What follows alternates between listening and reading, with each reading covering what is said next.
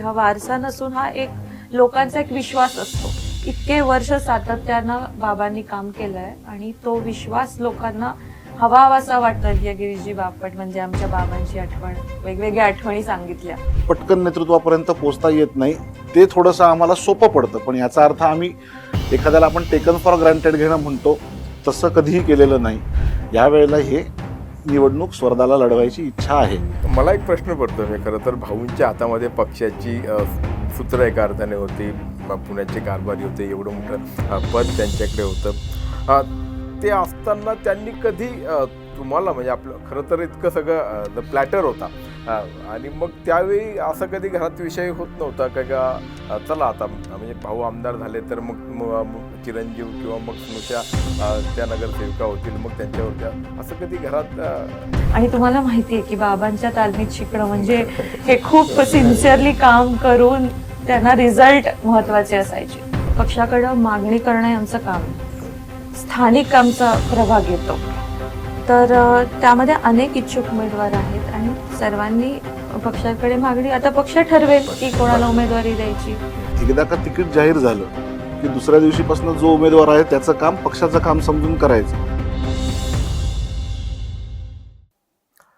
नमस्कार, top news मराठीमध्ये आपलं स्वागत आणि आपण पाहत आहात आमचा निवडणूक विशेष कार्यक्रम पंचायत. आणि आज आपल्या पंचायतचे विशेष पाहुणे आहेत स्वरदा बापट आणि गौरव बापट. आपलं दोघांचंही आमच्या स्टुडिओमध्ये स्वागत. दोघांचा परिचय करून द्यावा लागणार आहे, कारण आपण बऱ्याचदा बघतो की महाराष्ट्रामध्ये असे अनेक दिग्गज लोक असतात, दिग्गज नेते असतात की त्यांची पुढची पिढी ही आपोआपच व्यासपीठावरती किंवा मंचावरती आपल्याला दिसायला लागते. वेगवेगळ्या माध्यमातून ते लोकांसमोर येत असतात. मात्र यांचा परिचय करून द्यावा लागणार आहे, कारण हे फारसे तसे फ्रंटलाईन वॉरियर म्हणून पुढे आलेले नव्हते. अर्थात पार्श्वभूमी असली तरी स्वरदा बापट निश्चितपणे त्यांची राजकीय पार्श्वभूमी आहे. आत्ता सध्या त्या भारतीय जनता पक्षाचं काम करतात, कार्यकर्ते आहेत. आणि याही आधी म्हणजे पुण्यात येण्याच्या आधी सांगलीमध्ये त्या सांगली महानगरपालिकेच्या सभासद होत्या आणि आईकडनं म्हणजे आई नीता केळकर यांच्याकडनं त्यांना राजकीय वारसा लाभलेला आहे. आणि गौरव बापट पुण्यामध्ये दिवंगत भारतीय जनता पक्षाचे नेते गिरीश भाऊ बापट यांचे चिरंजीव. आणि मी जसं आधी म्हटलं की फारसे कधी प्रकाशित होतात आलेले नाही, मात्र समाजकारणाविषयी आणि राजकारणाविषयी तळमळ असलेले हे युवा नेतृत्व आता महापालिकेला सामोरं जाऊ इच्छित आहेत. आणि म्हणून आज आम्ही आपल्याला इथे बोलवलं आहे. आपलं आमच्या स्टुडिओमध्ये स्वागत. खरं तर आत्ता आपण बोलत असताना सोशल मीडियावरती मी काही व्हिडिओ बघितले आणि असं वाटलं की तुम्हाला तुमच्याशी बोलायला पाहिजे, कारण गिरीश बापट एक वेगळं व्यक्तिमत्व होतं, एक वेगळं नेतृत्व होतं. पुणेकरांनी कसं त्यांना प्रेम दिलं आणि त्यांनी पुणेकरांवरती कसं प्रेम केलं हे संबंध पुण्याने नाही तर राज्याने देशाने बघितलं. त्यांच्या पश्चात हा वारसा तुम्ही पुढे नेऊ इच्छित आहात. आणि आत्ता जसं मी म्हटलं की तुमच्या पोस्ट पाहिल्या, तुम्ही संपर्क साधतात, दारोदार किंवा घरोघरी जातात. काय हा सगळा विचार सुरू आहे आणि लोकांकडनं काय स्वरूपाच्या प्रतिक्रिया येत आहेत? स्वरदाजी, तुम्ही सुरुवातीला. सर्वप्रथम इथे आपण आम्हाला आज बोलवलं गप्पा मारायला, संवाद साधायला, त्याबद्दल आपले आभार. आत्ताच निवडणुका जाहीर झाल्यानंतर खऱ्या अर्थानं आम्ही फिरत आधीपासून होतो, कार्यक्रम होत होते, पक्षाची जबाबदारी होती, काम करत होतो. पण आता थोडंसं सोशल मीडिया मध्ये प्रेझेन्स कमी होता, तो आमचा तो वाढवायचा प्रयत्न चालू आहे. घरोघरी जातोय आणि खूप चांगला आपुलकीने लोक स्वागत करतायत, बोलतायत, त्यांना खूप आवडतंय की आम्ही सगळ्यांच्या भेटी घेतोय. त्यामुळे खूप पॉझिटिव्ह वातावरण मला वाटतंय फिरताना. आणि सगळ्यांनी स्वर्गीय गिरीशजी बापट म्हणजे आमच्या बाबांची आठवण, वेगवेगळ्या आठवणी सांगितल्या या भेटींमध्ये. आणि आता आपण ज्यावेळेस जातो की केवळ भेट घेण्यासाठी म्हणून नाही, तर निश्चितपणे काहीतरी पुढे येऊ घातलंय आणि ज्याला आपण महापालिका निवडणूक म्हणतोय, तर त्या दृष्टिकोनातनं आपण त्यांच्यापर्यंत पोहोचतोय का, आणि त्यांना काय सांगतो आहोत, आणि मग त्यांच्याकडनं येणारा प्रतिसाद कसा असतो? खऱ्या ऍक्च्युली काय झालंय, आम्ही एक मनोगत घेऊन त्यांच्यासोबत म्हणजे पत्र केलंय आम्ही तयार. जे राजकीय अजेंडा कुठलाही नसून ते आम्ही काय काम केलं यापूर्वी, म्हणजे मी याआधी नगरसेविका म्हणून काम केलं, विद्यार्थी परिषदेत कॉलेजमध्ये असताना विद्यार्थी परिषदेत काम केलं, मी वकील आहे, माझं LLM झालेलं आहे, त्याच्यानंतर मी विविध देशात भारताचं प्रतिनिधित्व केलेलं आहे, आणि या सगळ्यामुळे माझं काम कुठेतरी लोकांपर्यंत जावं या भावनेने मी लोकांच्या भेटी घेतेय, त्यांना सांगतेय माझं बॅकग्राऊंड काय. आणि अर्थातच इतकी मोठी राजकीय व्यक्तिमत्व आपल्या घरचं असताना त्यांच्या गुडविलचं खऱ्या अर्थानं लोकांपर्यंत एकतर असतंच, आणि त्यामध्ये आम्ही काम करत असतो. त्यामुळे तो एक आपुलकीची भावना, हक्काने घरी आलेलं एक व्यक्ती, आपल्यातलीच एक व्यक्ती म्हणून ते आम्हाला ट्रीट करतात, आणि हे खूप जबाबदारीचं मला वाटतं.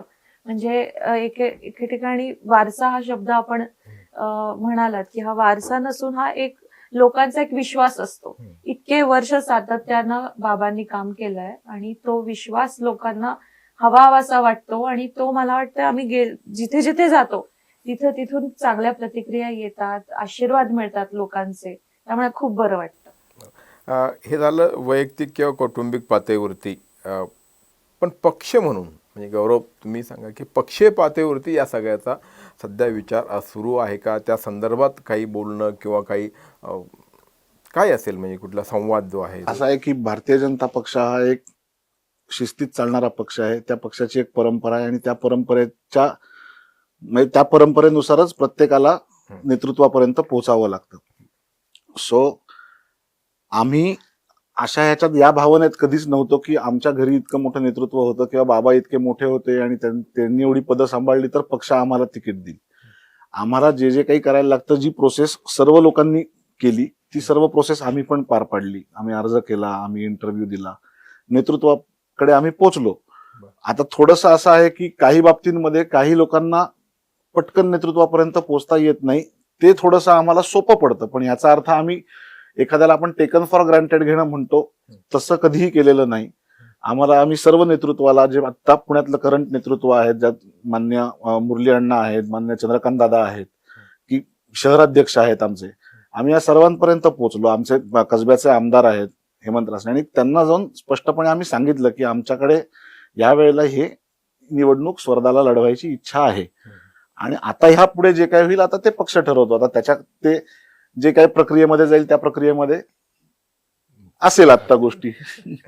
मला एक प्रश्न पडतो, म्हणजे खरं तर भाऊंच्या हातामध्ये पक्षाची सूत्र एका अर्थाने होती, पुण्याचे कारभारी होते, एवढं मोठं पद त्यांच्याकडे होतं. ते असताना त्यांनी कधी तुम्हाला, म्हणजे आपलं खरं तर इतकं सगळं प्लॅटर होता, आणि मग त्यावेळी असं कधी घरात विषय होत नव्हता का चला आता म्हणजे भाऊ आमदार झाले तर मग चिरंजीव किंवा मग स्नुषा त्या नगरसेविका होतील, मग त्यांच्यावरती असं कधी घरात? काय आहे, तुम्हाला थोडीशी त्याची बॅकग्राऊंड सांगतो की आता हे फार अभावानी दिसतं आजकालच्या राजकारणात. पूर्वीच्या राजकारणात हे अभावानीच दिसत असे, पण बाबा अशा प्रकारचं नेतृत्व होतं की जे अतिशय प्रिन्सिपलवर चालले. त्यांचं कायम म्हणणं हे असेल की पद माझ्याकडे घरात आहे, म्हणजे ते माझ्याकडे नाहीये, ते पक्षाने दिलेली जबाबदारी आहे. मी कोणीतरी झालो म्हणून माझा मुलगा कोणीतरी व्हावा ही काही परिस्थिती नाही. मला जर का काही व्हायचं असेल तर तू तुझं काम कर आणि तुझं कर, मी आहे म्हणून तुला काही बेनिफिट होईल असं विषय खूपदा झाले. म्हणजे 2012च्या निवडणुकीत विषय झाला. काही लोक येऊन त्यांना सजेस्ट करत असत की तुम्ही 2017ला तर ते पालकमंत्री होते, पुण्याची पूर्ण निवडणूक त्यांच्या नेतृत्वात, देवेंद्रजी मुख्यमंत्री होते त्यावेळेला, आणि ते ह्या लोकांच्या नेतृत्वात लढली त्याही वेळेला. पण ते होते आणि त्यांच्याच्याने सहज शक्य होतं म्हणून त्यांनी कधी मला ते दिलंय असं ते कधी होणारच नव्हतं आमच्या घरामध्ये, आणि ते अपेक्षित नव्हतं, आणि आमची हिंमतही नव्हती जाऊन त्यांना कधी असं म्हणायची की बाबा आम्हाला हे काहीतरी द्या. मी इमॅजिन करू शकतो काय रिॲक्शन दिली असेल. स्वर्धाच्या बाबतीत म्हणाल तर आता हेही ठरलेलं नव्हतं की माझं लग्न, आमचं लव्ह मॅरेज आहे, ठरवून झालेलं लग्न नाही. त्यामुळे असं काही मुद्दामून राजकीय सोयरिकी ज्या होतात तशी काही आमची सोयरीक झालेली नाही. दोन्ही ही आम्ही कॉलेजला सोबत होतो तेव्हापासूनचे आम्ही ओळखीचे आहोत. आणि ज्या वेळेला माझं लग्न झालं 2018 साली, त्यावेळेला ती सांगलीमध्ये नगरसेविका होती, म्हणजे ती तिच्या भागामध्ये काम करत होती. आणि तो काळ तर असा होता की 2013ला सांगलीची पूर्वीची महानगरपालिका जी झाली त्याच्यात भाजपचे 2च नगरसेवक निवडून आले होते एकाच प्रभागात, दोनचा एक प्रभाग होता आणि त्यातली ही एक आणि हिच्या बरोबर अजून एक जे होते ते, असे दोन. म्हणजे तेव्हापासून ती काम करते पक्षात पदाधिकारी म्हणून किंवा जबाबदाऱ्या घेऊन. बालहक्क आयोगाचं काम तिने केलं, वेगवेगळ्या जबाबदाऱ्या तिने सांभाळल्या. मला जबाबदारी त्यांनी कधी घेऊ दिली नाही, कारण घरात एक पद असताना दुसरं पद देणार नाही घरामध्ये हे त्यांचं क्लिअर होतं. कार्यकर्त्याला संधी मिळाली पाहिजे हेही त्यांचं क्लिअर होतं. त्यामुळे मला तर कधी असं काही नव्हतं. पण आता ते नाहीत. पण आम्ही जे केलेलं काम आहे किंवा हिनी केलेलं काम आहे स्वर्धानी, त्याला कुठेतरी न्याय मिळावा असं आम्हाला प्रामाणिकपणे वाटतं. स्वर्धा, मग पुण्यात आल्यानंतर किंवा पुण्यात अशा पद्धतीनं राजकारणात सक्रिय झाल्यानंतर निवडणुकीच्या राजकारणात जावं असं तुम्हाला केव्हा वाटलं? आणि आता तर ठीक आहे की आता तर स्पष्टपणे किंवा अगदी त्यात काही राहिलं नाही राखून ठेवायचं, पण ते तुम्हाला केव्हा वाटलं? आणि मग पुढे आपला प्रवास कसा आहे याची काही आखणी तुम्ही केली का? माझी जेव्हा टर्म संपली तेव्हा जसं गौरवने सांगितलं 18 साली आमचं लग्नच झालं. ते झालं नसतं तरीही मी पुढच्या निवडणुकीला सामोरे गेले असते. सांगली लग्न झाल्यानंतर इथे निवडणूक जस्ट 17ला झाली, मला वाटतं 17ला झाली. त्यामुळे ते टर्म तर कंटिन्यूच होती. आणि दुसरं म्हणजे काही भाग नवीन होता. मला काय इकडून नगरसेवक झाल्यावर परत इकडे असं काही हे नव्हतं. पण भागात काम करून मी बाबांच्या बरोबर फिरले. खूप त्यांच्याकडून खूप शिकायला मिळालं प्रशासन. आणि आधी अनुभव होताच ग्राउंड वर्कचा, त्यामुळे लोकांचे प्रश्न काय असतात, त्यांचं समाधान कसं करायला पाहिजे, त्यामध्ये कायद्याचा भाग कुठला येतो, ह्या सगळ्या रोजच्या ज्या गोष्टी असतात त्या मी कंटिन्यू करत आले. आणि बाबांच्या काळामध्ये काम करत असताना जेव्हा खासदारकी झाली तेव्हा आम्ही मंत्रीपद होतं बाबांकडे, तेव्हा 17 सालीच होतं. आणि त्याच्यानंतर खासदारकीच्या वेळेला दिल्लीचं थोडं एक्सपोजर, त्यामुळे खूप काम करायचं एक्सपोजर मला मिळालं. आणि त्यामधनं मी खूप शिकत गेले. आणि तुम्हाला माहितीये की बाबांच्या तालमीत शिकणं म्हणजे हे खूप सिन्सिअरली काम करून त्यांना रिझल्ट महत्वाचे असायचे. आणि त्याच्यानंतर मग इलेक्शनचा विषय नव्हता, पण संघटनेत काम केलं. उपाध्यक्ष म्हणून काम केलं मी, युवा मोर्चाचं काम करायचे. आणि वकिली करत असताना राज्य बाल हक्क आयोगावर मला देवेंद्रजींनी संधी दिली होती. आणि तेही आम्ही वेगवेगळ्या कमिटीज वरती असताना निवेदनं द्यायचो सारखी की मनोधैर्याचा हा प्रॉब्लेम आहे, इकडे थोडंसं आधार लिंक करायला पाहिजे, ह्याचा रेट कमी करायला पाहिजे, कन्व्हिक्शन रेट वाढवायला पाहिजे. आणि हे सगळे स्टॅटिस्टिक्स देवेंद्रजींकडे पुढे नेल्यावरती त्यांनी मला सांगितलं की ही इथे काम करायची संधी तुला देतो, तर तू बघ कसं करायचं. त्यामुळे असं वेगवेगळ्या लेवलवरती वेगवेगळे कामं करायची संधी मला मिळाली. आणि त्यामधनच एक प्रवास जो असतो तो रुटीन सुरू झालं. आणि आज मग आता इलेक्शन जाहीर झाल्यानंतर आम्ही त्या सिस्टीम मध्ये आलोय आता उमेदवारी मागायची. बरोबर. आणि आता उमेदवारी मागत असताना स्वाभाविकपणे तुमचा प्रभाग जो आहे प्रभाग 25 भारतीय जनता पक्षाचा बालेकिल्ला आहे करत. आणि पुण्यात म्हणजे शनिवार, नारायण, शुक्रवार या सगळ्या पेठा मंडईचा भाग, त्यामुळे इथे मुळातच पुणे शहर आता असं झालं की सगळं भाजपमय अशी परिस्थिती. आत्ता बाहेरच्या पक्षांना उमेदवार मिळतील की नाही अशी परिस्थिती. याचं कारण असं की तेच या पक्षामध्ये येत आहेत. मी हे ज्या पद्धतीनं भारतीय जनता पक्षाकडून सुरू आहे तर त्याच्यामध्ये तुम्ही आता तुमच्या प्रभागाचा विचार करत असताना इथली परिस्थिती काय आहे? कारण केवळ तुम्ही एकटेच इच्छुक असाल असं निश्चितपणे नाही आहे. इथे देखील मग हा इतका जर ही पार्श्वभूमी किंवा ही जमीनच एवढी सुपीक भारतीय जनता पक्षासाठी आहे तर मग इतर देखील दावेदार असतील उमेदवारीसाठी. आहेत ना. आणि शेवटी काय आहे, पक्षाकडं मागणी करणं हे आमचं काम आहे. स्थानिक आमचा प्रभाग येतो, तर त्यामध्ये अनेक इच्छुक उमेदवार आहेत. आणि सर्वांनी पक्षाकडे मागणी, आता पक्ष ठरवेल की कोणाला उमेदवारी द्यायची. शेवटी सगळ्याचं आपापलं मेरिट आहे आणि काम आहे. त्या भरोश्यावर पक्ष जो निर्णय पक्ष घेईल तो आमच्यासाठी सर्वोत्तम. या प्रभागातला इतिहास राहिलेला आहे की खूप लोक इच्छुक असत, पण एकदा का तिकीट जाहीर झालं की दुसऱ्या दिवशीपासून जो उमेदवार आहे त्याचं काम पक्षाचं काम समजून करायचं. या पक्षाची आधीपासूनची शिस्त आहे. बाबा असताना आपल्या भागामध्ये तर हे 100% फॉलो केलं गेलेलं आहे. आणि पक्षच एवढा मोठा आहे आता झालेला आणि प्रत्येकाला काम करायची संधी हवी आणि त्यात गैर काही वाटत नाही. म्हणजे कितीही लोकांनी जरी एका जागेवरनं तिकीट मागितलं तरी त्यात गैर काहीच नाही. इनफॅक्ट ते खूप चांगलं द्योतक आहे की पक्षाला, या पक्षावर इतक्या लोकांचा विश्वास आहे आणि या पक्षामार्फत पुण्याच्या जनतेची सेवा करायची संधी इतक्या लोकांना हवी आहे. हे खूप चांगल्या प्रकारचं द्योतक आहे, असं आम्ही ते पॉझिटिव्हली घेतलं. तुम्ही आता म्हटलात की महिला बाल हक्क मध्ये काम केलं, सोबत काम केलं, त्याशिवाय मग संघटनेमध्ये काम केलं आणि मग लोकांचे वेगवेगळे प्रश्न असतील, वेगवेगळे मुद्दे असतील, ते कसे मार्गी लागतील या दृष्टिकोनातून प्रयत्न केले. प्रभागाचा म्हणून विचार करत असताना किंवा पुणे शहराचा म्हणून विचार करत असताना काय गोष्टी अशा आहेत की ज्या तुम्हाला असं वाटतं की इथे आपल्याला काम करण्याची आवश्यकता आहे, किंवा लोकांसमोर मतं मागायला जाताना की आम्ही तुमचे हे प्रश्न सोडू, अशा काही गोष्टी तुम्ही त्याची मांडणी केली आहे का?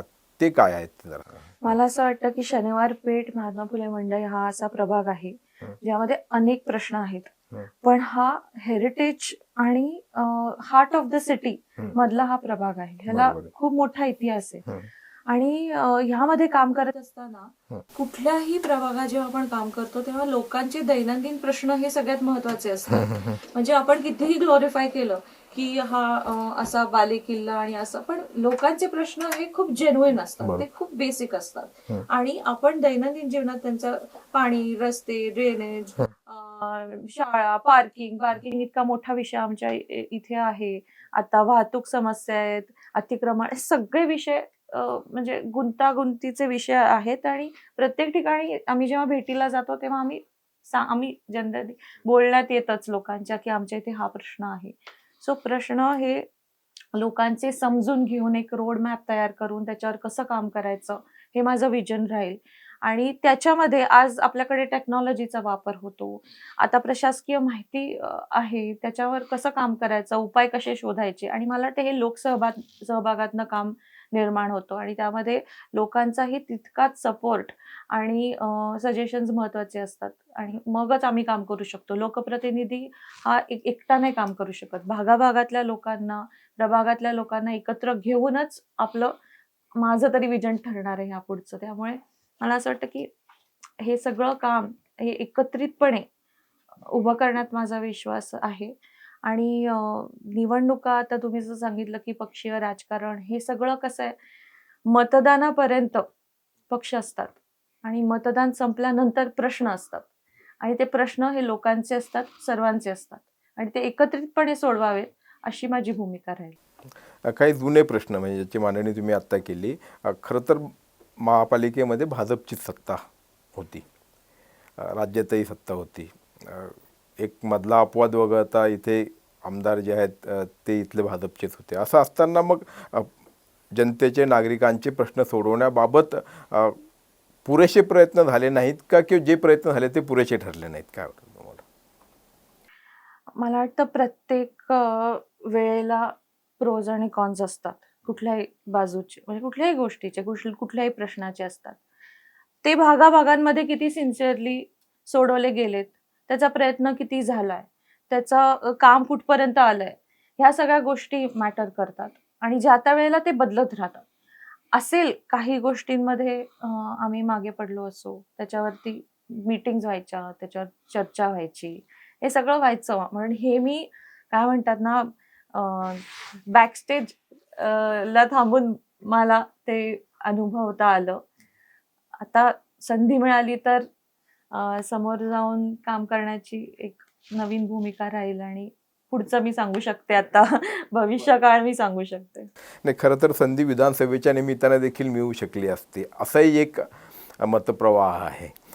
त्यावेळी आपण भेटलोच होतो, म्हणजे मला माहिती आहे की, आणि ठीक आहे, इच्छा व्यक्त करणं यात काही गैर नाही, पण आम्ही इच्छाही व्यक्त केली नाही कधी.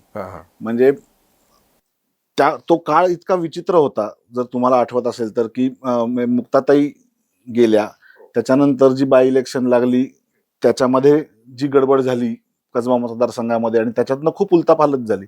मग त्याच्यातनं लोकांना असं वाटत होतं की मग हे नॅचरली, मग बाबा गेले आणि मुक्ताताई आणि बाबा फार महिन्याच्या फरकात नाही गेले, त्या डिसेंबरमध्ये गेल्या आणि बाबा मार्चमध्ये गेले 29 तारखेला. मग त्याच्यानंतर लोक आम्हाला येऊन असं सांगायचे, पण आमची भूमिका ही पहिल्यापासून क्लिअर होती. पुणे हे असं शहर आहे जिथे गल्ली गल्लीत भारतीय जनता पार्टीचा कार्यकर्ता आहे. गल्ली गल्लीत भारतीय जनता पार्टीमध्ये इच्छुक असलेला कार्यकर्ता आहे, काम करायला इच्छुक असलेला कार्यकर्ता आहे आणि अनेक वर्ष काम करणारा कार्यकर्ता आहे. त्यामुळे केवळ म्हणजे हे काही ठिकाणी होतं, हे महाराष्ट्राच्या भागात किंवा कुठेही देशामध्ये जेव्हा गावखेड्यांमध्ये किंवा काही इतर ठिकाणी सुद्धा कधी कधी झालेलं आपण पाहिलंय, की जर वडील किंवा कोणी आमदार असेल, खासदार असेल आणि त्यांचं निधन झालं, पण ते त्या त्या वेळेच्या परिस्थितीवर सुद्धा अवलंबून असतं. आमच्याकडे तशी परिस्थिती नव्हती. म्हणजे आता हेमंत भाऊ असतील जे आमदार झाले किंवा मुरली अण्णा असतील जे खासदार झाले बाबांच्या नंतर, हे काही काल आलेले नेते नाहीयेत. हेही 20-20 वर्ष भारतीय जनता पार्टीमध्ये काम करणारे नेते आहेत आणि त्यांनीही इतक्या वर्षाच्या त्यांच्या तपश्चर्यानंतर ते त्या पोझिशन म्हणजे अण्णा महापौर होते, हेमंत भाऊ स्टँडिंग कमिटी चेअरमन, त्यांनी वेगवेगळ्या जबाबदाऱ्या सांभाळल्यात यापूर्वी. अनुभव त्यांच्याकडे आमच्यापेक्षा जास्ती आहे पदावर काम करायचा. आम्ही तर कधी पदावर नव्हतो. त्यामुळे केवळ फक्त नाव आहे आणि ते नाव आहे म्हणून आता आम्हाला तिकीट द्या, ही आमची कधीही भूमिका नव्हती. विधानसभेच्या वेळेला सुद्धा नव्हती, लोकसभेच्या वेळेला तर नव्हतीच. म्हणजे ते तर काही विषयच नाही. आणि आम्ही म्हणजे अण्णांना ज्या दिवशी तिकीट जाहीर झालं त्या दिवशी अण्णांना जाऊन आणि हेमंत भाऊंना ज्या दिवशी तिकीट जाहीर झालं त्या दिवशी हेमंत भाऊंना जाऊन, आणि त्याच्या आधी सुद्धा आमच्या पक्षाच्या ज्या बैठका झाल्या आदरणीय दादांच्या नेतृत्वात झाल्या किंवा कोण, त्याच्यातही आम्ही हे क्लिअर केलं होतं की पक्ष ज्याला उमेदवारी दे आम्हाला नकोय. आम्ही त्याच्यात कंटेंडर नाही, आम्ही रेसमध्ये नाही, आम्ही कुठे सोशल मीडिया नाही, बॅनर नाही, काही कुठेही केलं नाही. आम्हाला जो उमेदवार पक्ष देईल त्याचं आम्ही प्रामाणिकपणे काम करणार, हे आम्ही त्यांना शब्द दिला आणि आम्ही त्याप्रमाणे काम केलं. लोकसभेला सुद्धा आणि विधानसभेला सुद्धा आम्ही कधीही त्याच्याकरता इच्छुक नव्हतो. पक्षाला कधीही अडचणीत आणण्याच्या दृष्टिकोनातून आमच्याकडनं ही चूक झाली नाही आणि ते बाबांना आवडलं सुद्धा नसतं. त्यामुळे आम्ही त्याच्याबद्दल पहिल्यापासून क्लिअर होतो. पण कालची भाजप आणि आजची भाजप ही खूप वेगळी आहे, बदलली आहे, असं एक साधारणपणे बोललं जातं. तो अनुभव म्हणजे काय की ठीक आहे, अनेक वर्ष काम केल्यानंतर कार्यकर्त्याला संधी मिळायची, हा एक भाग किंवा ही एक बाजू. आणि दुसरं की अचानकपणे दुसऱ्या पक्षातनं आलेला कार्यकर्ता त्याला संधी मिळणे, हा किंवा सर्वार्थानेच पक्षाचं राजकारण हे बदलत जरी असलं तरी व्हॅल्यूज, जी मूल्य म्हणतात ना, आणि एथिक्स हे कायम टिकून ठेवायचे असतात. आणि म्हणजे ते असले आणि तरच आपण एक पॉझिटिव्ह दिशेने जाऊ शकतो. मला केंद्रापासून तुम्ही जर का बघितलं तर इतकं सक्षम सरकार माननीय मोदीजींचं केंद्रातलं, माननीय देवेंद्रजींचं सरकार राज्यातलं, आता इतके वर्ष ते सरकार आणि सत्ता असताना पक्षामध्ये काही चेंजेस तर हे होणारच आहेत आणि हे अपेक्षितच आहे, ह्याच्यात गैर काही नाही. आणि एखाद्या वेळेला एखाद्या स्थानिक कुठल्या तरी भागातल्या माणसाला वाटू शकतं की अरे माझ्यापेक्षा ह्याला जास्ती झुकतं माप दिलं, पण अशा वेळेला पक्ष सुद्धा विचार करत असतो. म्हणजे जे नेते ज्या विचारातनं एखादी गोष्ट करतात ह्या प्रकारची, त्यावेळेला ते काही असं ब्लाइंडली केलेलं नसतं. त्याच्या मागेही त्यांचा एक विचार असतो आणि ज्या कार्यकर्त्यावर अन्याय होतो असं त्या कार्यकर्त्याला वाटत असतं, त्याच्यावरही कधी अन्याय पक्ष नक्की करत नाही. काही ना काहीतरी जबाबदारी कुठे ना कुठेतरी पक्ष त्याच्याकरताही करतच असतो. नॅचरली आता इतकं मोठा पक्ष वाढल्यानंतर त्याच्यात ह्या गोष्टी होणारच आहेत आणि हे चेंजेस पॉझिटिव्हलीच घेतले पाहिजेत. ह्या चेंजेस निगेटिव्हली घेऊन त्या काळी असं होतं, मग आता त्या काळी असं होतं ते प्रत्येकच जण प्रत्येकच बाबतीत म्हणत असतो आणि त्यावेळेला तोच काळ चांगला वाटत असतो. असं तर होणार नाही ना. रोज काही ना काहीतरी गोष्टी चेंज होत राहणार, त्याच्यात गोष्टी चेंज. आपण त्याच्याशी किती कोपअप करून घेतोय आणि आपण त्याच्या बरोबरीने किती पुढे जातोय हे महत्वाचं. हे म्हणजे पक्षाची विचारसरणी वगैरे हा एक भाग असतो आणि त्या जोडीला पक्षाचे जे नेते मंडळी असतात तर त्यांचे म्हणून काही पैलू असतात. म्हणजे भाऊंच्या बाबतीत जर बोलायचं तर त्यांची सर्वसमावेशकता जी होती, म्हणजे ते ज्यावेळेस निवडणुकीला सामोरं जायचे किंवा निवडणूक लढवायचे तर त्यावेळी असं काही नसायचं की पेठेतले पेठेबाहेरचे हिंदू मुस्लिम, म्हणजे इथे कागदी पुऱ्यातले मुस्लिम देखील त्यांना मोठ्या प्रमाणावरती मतदान करायला बाहेर पडायचे. पण आत्ता ती परिस्थिती तेवढी राहिली नाही. तुम्हाला लक्षात घ्या की हे पण एक तुमच्या दृष्टिकोनातनं तुम्ही इकडे पाऊल ठेवत असताना याची जाणीव किंवा ही कल्पना असणं आवश्यक आहे की आताच्या काळातलं राजकारण हे खूप, ते काय आताच्या काळातल्या राजकारणामध्ये खूप फॅक्टर्स त्या राजकारणावर प्रभाव पाडणारे पण आले. म्हणजे बाबा ज्या वेळेला काम करत होते, आम्ही त्यांच्या सोबत काम करत होतो, त्यावेळेला तुम्ही जर पाहिलं असेल तर सोशल मीडियाचा एवढा प्रभाव नव्हता. जे काही होतं ते वैयक्तिक संपर्कावर, वैयक्तिक रिलेशन्सवर होतं. आता सोशल मीडियाचा पण एखाद्या वेळेला आपल्या दोघांमध्ये बरा असतं संबंध, पण सोशल मीडियावर केवळ ते काहीतरी पोर्ट्रे केल्या गेल्यामुळे लोकांना जर वाटत राहिलं की हे आत्ताही असं नाहीये. आत्ता सुद्धा आमच्याकडचे सगळे नेते, आता अण्णा असतील किंवा चंद्रकांत दादा असतील, मी पुण्यापुरतं बोलतोय, राज्यात तर एवढं मोठं सरकार आहे आणि एवढे मोठे नेते, ते तर काही मी त्या रीच पर्यंतही जात नाही. मी तर खूप छोटा कार्यकर्ता आहे. पण पुण्याबाबतीत बोलायचं तर आजही सर्वसमावेशकता 100% आहे. आणि आजही आम्ही जेव्हा काम करतो त्यावेळेला आमच्या बाबतीत बोलाल तर बाबांची गोष्ट वेगळी होती. त्यांचे नाही, ते संबंध मतदारांच्या मनामध्ये म्हणजे किंवा जनतेच्या मनामध्ये, कारण आज जाताना कसं आहे की तुम्ही ज्यावेळेस जाल त्यावेळेस की भाऊ होते त्यावेळी यायचे बरं आमच्या घरी, असं असं लोक निश्चितपणे म्हणत असतील. किंवा आता कसं की एक प्रकारची अनसर्टेनिटी किंवा सुरक्षिततेची भावना विशिष्ट अशा वर्गामध्ये असते. जसं मी म्हटलं थेटपणे कुठेतरी द्वेष विद्वेष हा अलीकडच्या काळामध्ये बळावला, असं देखील एक चित्र आहे.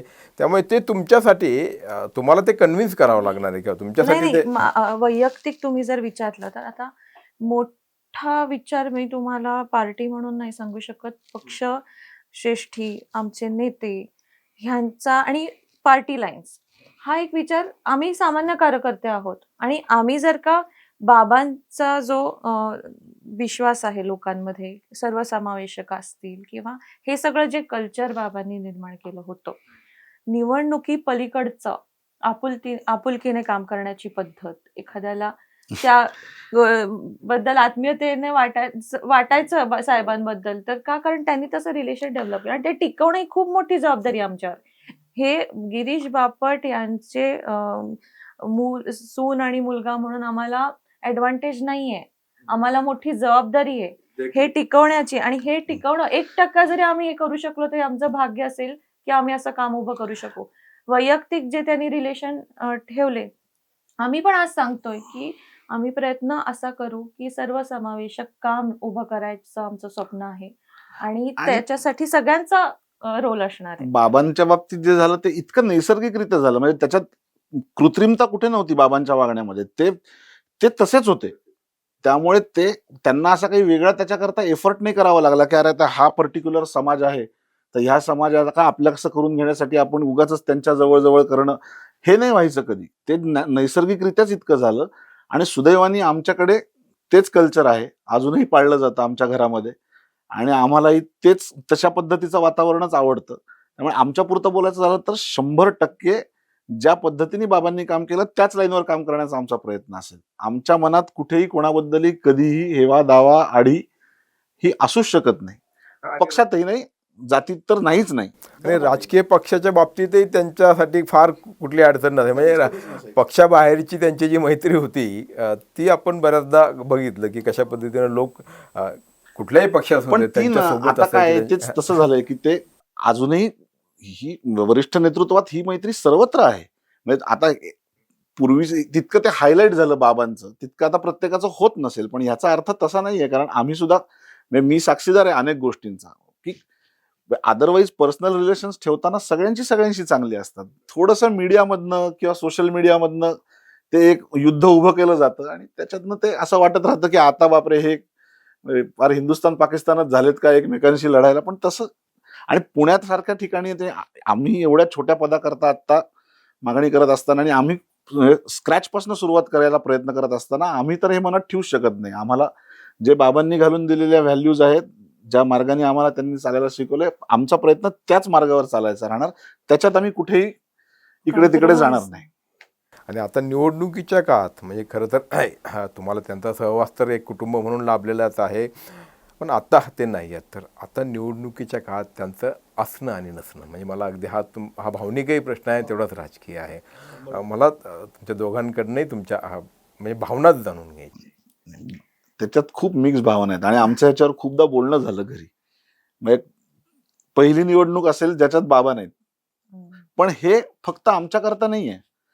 म्हणजे बाबांच्या तालमीत तयार झालेले ह्या शहरातले अनेक नगरसेवक असतील, नेते असतील, आज त्यांची भावना तशीच आहे की ही पहिली निवडणूक आहे आमची जिथे भाऊ नाहीत. आता त्याला काही इलाज नाही. आता जे आहे ती सत्य परिस्थिती स्वीकारायला लागणार. त्यांनी घालून दिलेले नियम, त्यांची काम करायची पद्धत, जी आम्ही जेवढी आत्मसात करू शकलो त्यांच्या बरोबर राहून, त्यांच्या जवळ राहून, तेवढी आम्ही इम्प्लिमेंट करायचा प्रयत्न करू. आशीर्वाद आहेत त्यांच्या सोबत. मला पण असंच वाटतं की आता निवडणूक आहे आणि मी उमेदवार म्हणून पक्षाकडे मागणी करते, तर कदाचित बाबा असते तर खूप मोठा फरक पडला असता या सगळ्यामध्ये. त्यांचे आशीर्वाद, त्यांची साथ नेहमीच मला असं वाटतं की आठवणी आहेतच. पण त्यांनी बरंच काही पेरून ठेवलं ते निश्चितपणे माहीत. केवळ तुमचा प्रभाग नाही तर संबंध शहरामध्ये आणि राज्याच्या राजकारणामध्ये देखील त्यांनी ते सगळं रुजवलं आहे.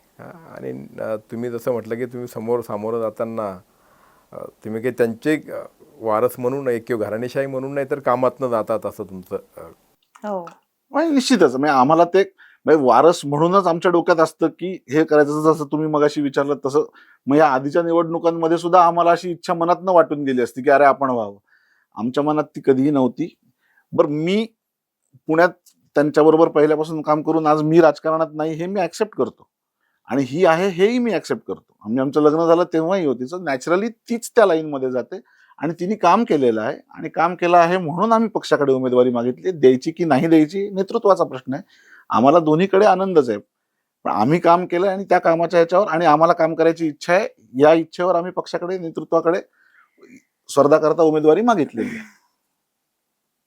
आणि समजा उमेदवारी नाही मिळाली काही हरकत नाही. नाही मिळाली तर ज्याला उमेदवारी मिळेल त्याचं काम दुसऱ्या दिवशीपासून सुरू होईल. कमळ उमेदवारच आहे ना, कमळ उमेदवार. त्यामुळे शिकवण तीच आहे आम्हाला, कमळाचं काम करायचं. राष्ट्रीय स्वयंसेवक संघाचं बॅकग्राऊंड असलेलं हे कुटुंब आहे. आणि जसं त्यांनी म्हटलं की आपला विचार आपलं काम हे वारसा म्हणून तर सोबत येतच असतं. आपण ते पुढे घेऊन जात असतो. मात्र स्वतःची म्हणून अशी काही आपली ओळख निर्माण करून त्या आधारावरती आपण जनतेपुढे मतदारांपुढे जायचं असं त्यांनी ठरवलं आहे. बघूयात पुढे काय होतं आहे ते. पक्षही आणि मायबाप जनता तुमचा विचार करेल अशी आशा बाळगूयात. त्यासाठी तुम्हाला मनपूर्वक शुभेच्छा. धन्यवाद. स्टुडिओमध्ये आलात त्याबद्दल थँक्यू.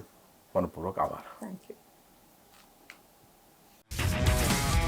तुमची car, electric panel, data server आगीपासून सुरक्षित आहे का? नाही? मग आजच बसवा F protect temperature activated fire suppression device. यामध्ये आहे eco friendly non toxic pressurised liquid जे आग लागल्यास क्षणार्धात ऍक्टिव्हेट होऊन आगीवरती मिळवते नियंत्रण. बसवण्यास अतिशय सोपे आणि सुटसुटीत. टेकालिपचे एक दर्जेदार उत्पादन एफ प्रोटेक्ट.